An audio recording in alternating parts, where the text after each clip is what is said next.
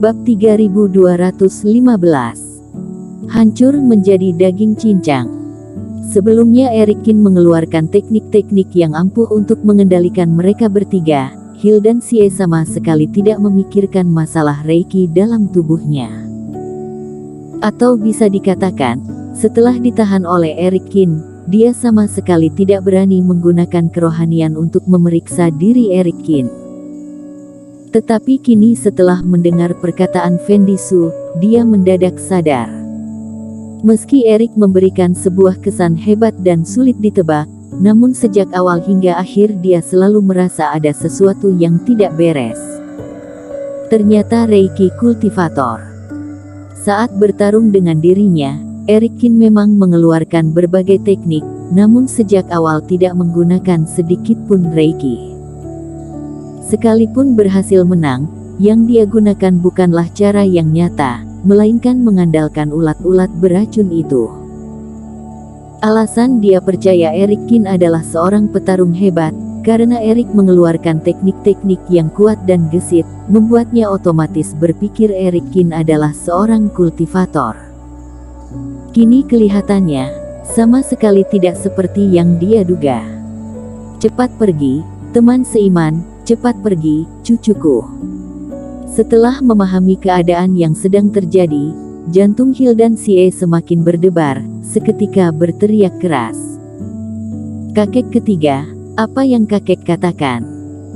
Bukankah tadi kakek memintaku mencari senior ini untuk datang menyelamatkanmu?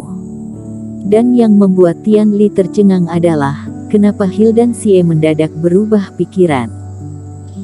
Teman seiman ini sama sekali tidak memiliki kultivasi, akulah yang telah menjerumuskan kalian, intinya kalian cepat pergi dari tempat ini. Hill dan Xie merasa sangat terpukul, dia melawan energi hitam sekuat tenaga, berencana mengalihkan perhatian Fendi Su. Kelihatannya, kalian sudah tahu semuanya. Meski sudah terungkap oleh Hill dan Xie dan Fendi Su, ekspresi wajah Erikin senantiasa tenang. Reiki dalam tubuhnya tidak dapat dikeluarkan, karena itulah tentu saja tidak terasa sedikit pun gerakan kultivasi pada dirinya. Cepat atau lambat pasti ketahuan oleh orang luar. Kelihatannya seorang Hill dan Xie juga telah dibohongi. Kenapa? Semakin tua, kecerdasanmu malah semakin menurun. Fendi Su tertawa lepas, satu tangan mengendalikan Hill dan Xie, tangan lainnya berada di belakang tubuh, terus-menerus mengumpulkan energi hitam. Anak muda, meski kamu hanya seorang pejuang, aku pun tidak akan memberi ampun, mati saja kamu bersama orang-orang ini. Energi hitam perlahan membentuk pedang-pedang tajam, mengepung Erikin dan lainnya dari jarak ratusan meter, sama sekali tidak menyisakan celah. Kata siapa seorang pejuang tidak bisa membunuhmu. Erikin menggelengkan kepala, melihat sekilas ke arah Tian Li. Dan saat ini Tian Li pun telah bengong mendengar perkataan Erikin, pandangannya menjadi kosong. Mati saja. Fendi Su berteriak keras, pisau spiritual yang terbuat dari energi hitam menyerang ke arah mereka bertiga. Semua berakhir, kata Hill dan Xie sambil jatuh terlutut. Keluarkan benda itu. Saat ini, Erikin berteriak hingga kening mengerut. Bagai suara guntur, Tian Li mendadak tersadar. Meski tidak tahu untuk apa Erikin meminta benda itu di situasi demikian, tetapi berpikir melarikan diri pun tidak ada gunanya, dia pun menggigit gigi, lalu mengeluarkan batu mutiara warna hijau ke hadapan Erikin. Stttt. Di saat batu mutiara itu muncul, Erikin langsung menendangnya sekuat tenaga. Sky Eater tidak bisa digunakan lagi, dua tangan pun kehabisan tenaga, tetapi dia masih memiliki dua kaki. Kekuatan tubuh Taois dalam kedua kakinya belum pernah digunakan sama sekali.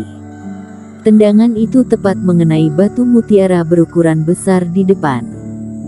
Batu besar dan berat itu bagai sebuah meteor melintasi langit, menyerang Fendi Su yang sedang tersenyum dengan sombong. Fendi Su seketika tidak mampu tertawa lagi. Matanya melotot, melihat batu mutiara yang datang semakin lama semakin besar. Hingga pada akhirnya menutupi seluruh pandangan mata.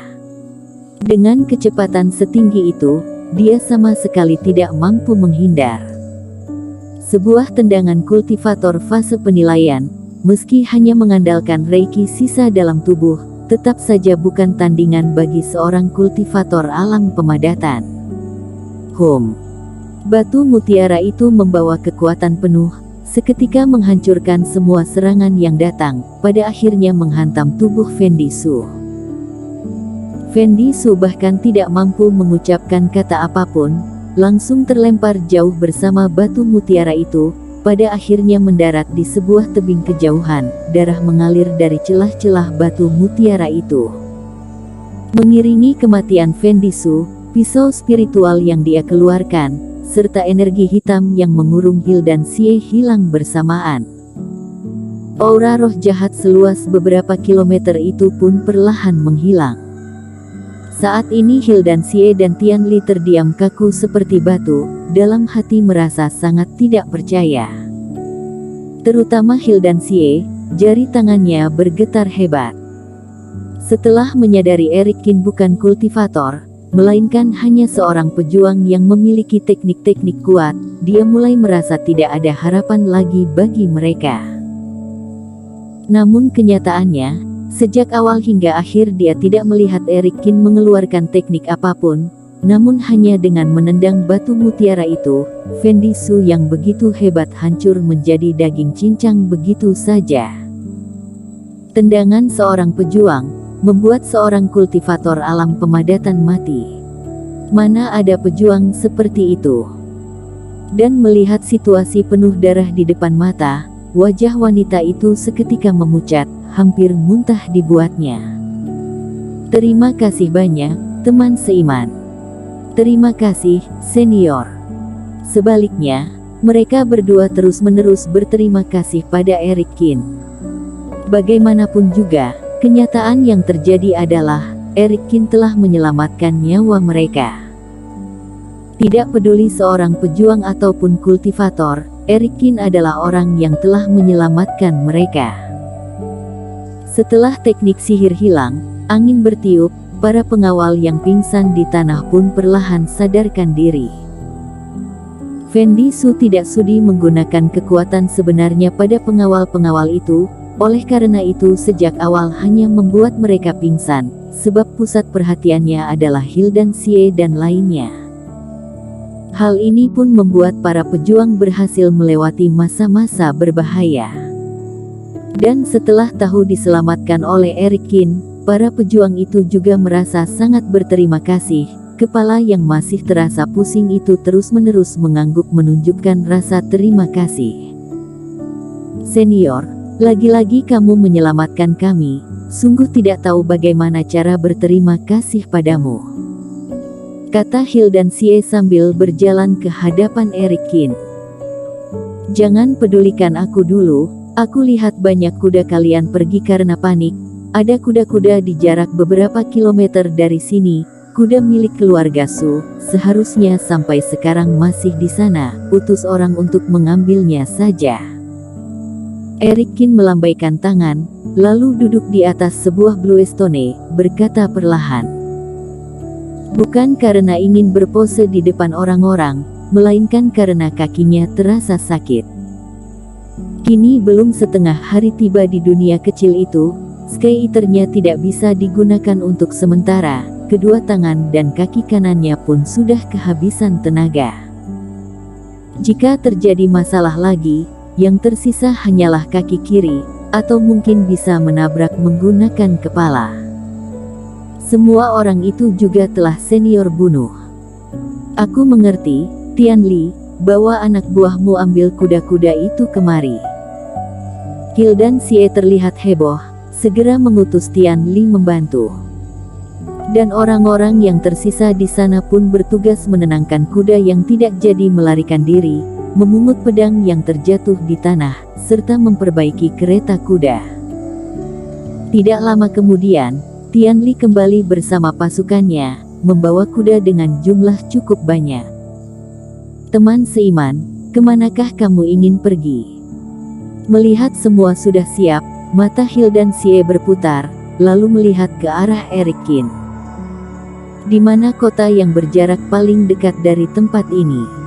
Tanya Erikin. Teman seiman ingin ke perkotaan. Kebetulan sekali, ke depan lagi adalah kota Wusu. Itu adalah kota yang paling besar di sekitar sini, dan kami juga sedang menuju ke sana. Kata Hildan-sie dengan mata berbinar. Jika teman seiman tidak keberatan, bagaimana jika berangkat bersama kami saja? Kata Hildan-sie menawarkan.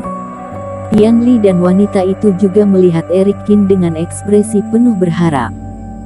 Erikin melihat Hildan-sie sekilas. Dia mengerti maksud orang tua itu, kemungkinan besar memang ada dendam antara keluarga Sie dan keluarga Su. Perjalanan itu sangat tidak aman bagi mereka. Mengajak dirinya berangkat bersama juga bermaksud menjadikan dirinya sebagai pelindung. Tetapi dirinya sendiri juga memiliki kepentingan yang memerlukan keluarga Sie, rasanya tidak ada keharusan menolak. Boleh saja jika memintaku berangkat bersama kalian dan melindungi kalian sepanjang jalan. Tetapi setibanya di kota itu, kamu harus membantuku satu hal, seharusnya tidak susah bagimu, juga tidak menyalahi aturan. Kata Erikin. Bersambung.